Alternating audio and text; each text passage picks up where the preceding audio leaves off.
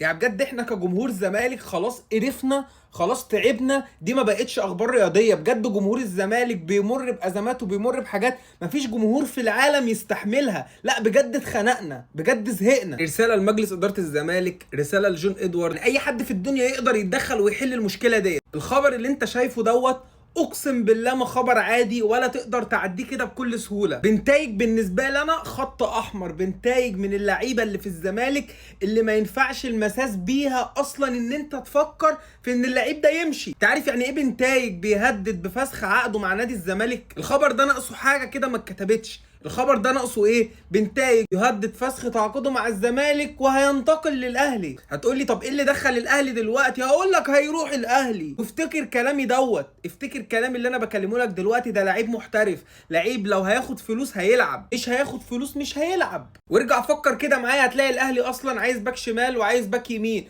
فيا اهلا لو بنتايج وقع قدامهم هياخدوه على طول. بس فرسالتي لمجلس الاداره، رسالتي لجون ادوارد، انا عايز مشكله بنتايج دي تتحل حالا قبل العوده من التوقف الدولي. لازم المشكله دي تبقى خلصت، المشكله دي لازم تتحل النهارده قبل بكره. لحد امتى هنفضل كده بقى؟ اقسم بالله الواحد اتخنق وزهق. هنا ما بقولكش اخبار نادي ولا اخبار رياضيه، انا بقول لك حاجات بجد اخبار تحرق الدم. وبجد جمهور الزمالك خلاص تعب وزهق.